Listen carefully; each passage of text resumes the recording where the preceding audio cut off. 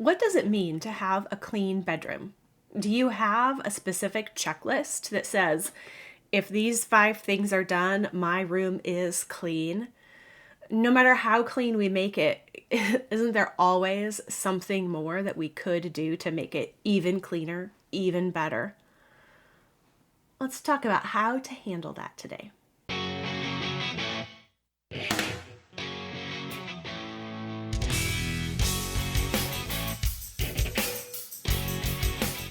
Hi, I'm Mystie Winckler, homemaker, homeschool mom, and author of the book Simplified Organization, Learn to Love What Must Be Done. We're here talking about bedrooms this week, and let me ask you, do you enjoy spending time in your bedroom? What could you do to make your bedroom a more enjoyable place to be? Let me give you some ideas. Grab a basket of laundry to fold, and let's dig in. So one thing that's difficult when we are cleaning our room is that we usually don't really have an end goal finish line clearly delineated. And so we could always keep working. It could always be better. When do we say, check, done, I have cleaned my room? Because there are always improvements that could be made, deep cleaning processes that could be done. But what needs to be done and what should be done now?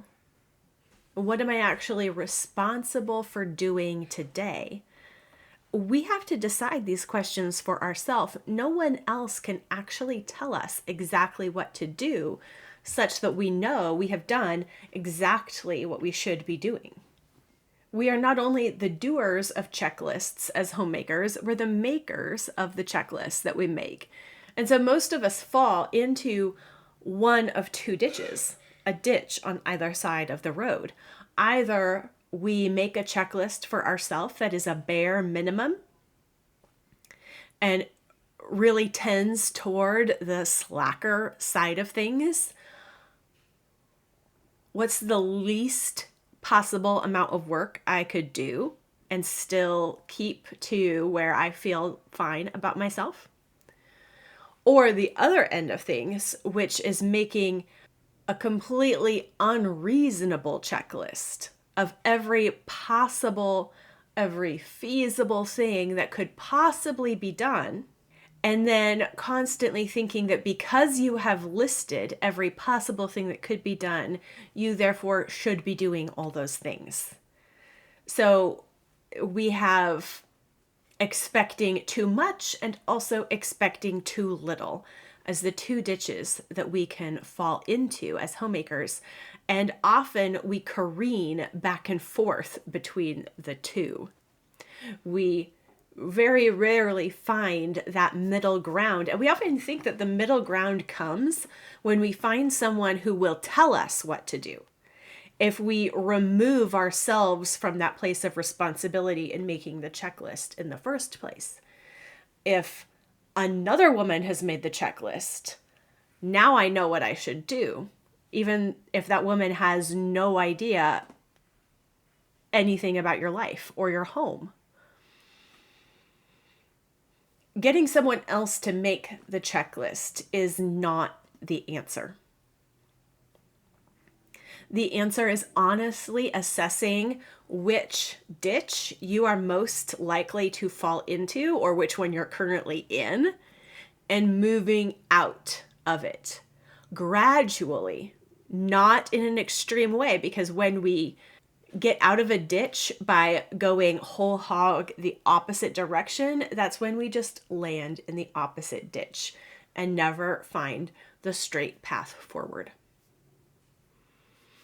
The straight path forward has to do with taking step-by-step progress, being content with small changes, and applying ourselves in an engaged and wise way with the situation actually in front of us.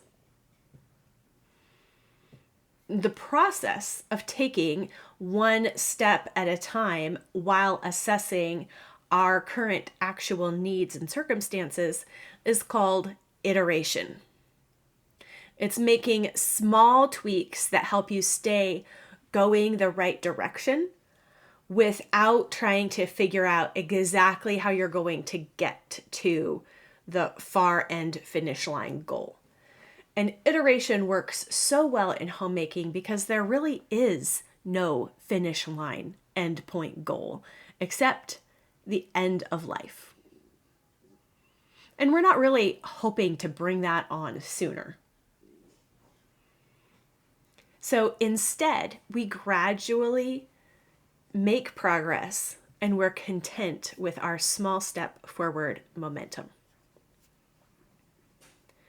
So as you take some small steps of progress forward in your current room, no matter its state, here are 3 processes for working with iteration in your current circumstances. First, take an extra 2 minutes after you've made your bed to make it a little more neatly than usual. What would be one thing to make it nicer? Does everything need to be tucked in a little bit better? The pillows fluffed? One of my small throw pillows turns out was actually under the bed. So I pulled that out and brushed it off and set it on the bed. Maybe it's time to pull out an extra blanket for the season swap. Or maybe you have too many pillows and now is the time to just put 2 or 3 of them away. Just do an extra small thing or two to make your bed a little bit neater, a little bit nicer. And that could extend to just straightening up your bedside tables, perhaps, or dusting your bed frame. Just one step beyond the everyday normal. Second, identify stuff that doesn't belong in your bedroom. Just look around. Say, that really shouldn't even be in here in the first place. And spend 5 minutes, just 5 minutes, with a timer. The goal is not to completely finish doing this, but just to spend 5 minutes removing some things that really should not be in your bedroom in the first place. Then spend 5 minutes adding a welcoming touch of beauty. Do something to make it feel just a little bit nicer, like a place someone would want to spend time in. It's very open-ended, intentionally, because you should be adding a touch of your individuality, your creativity to your space. So the goal isn't to move it toward an ideal standard sold to us from HGTV, but rather to look around and think of your space and yourself and your husband and say, what would make us enjoy this space just a little bit more? This is where I go around and tidy up the side tables. We have bedside tables and then a chair with a side table. So I'll make sure those are clear spaces. And we do have 2 bookshelves in our bedroom right now. And bookshelves can tend to collect things, or a book will be pulled out and then just set on top or whatever. And so I appreciate it when the books are actually all lined up and nothing's sitting on top of them and there's no little pieces and parts just stuck on the bookshelf ends. And so tidying up and just straightening up, not alphabetizing or going crazy, but just neatening up the bookshelf space makes a surprising difference in the feel of neatness in the room. And it's so fast to do. Maybe it's washing the window or the windowsill or running the vacuum real quick. It really is an open-ended prompt so that you can consider what would bless you and your husband in this space right now and take 5 or 10 minutes and just do it. If we do these 3 steps occasionally, every once in a while, perhaps even regularly, gradually, order and beauty and hospitality will begin radiating out from us, spreading through the spaces that we manage, and the difference will be significant. You know what really makes a welcoming bedroom? A happy wife. We, as wives and mothers, are the atmosphere of our home.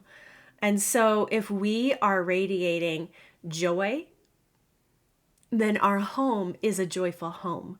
But if we are radiating anxiety or frustration, our home is not a happy place to be.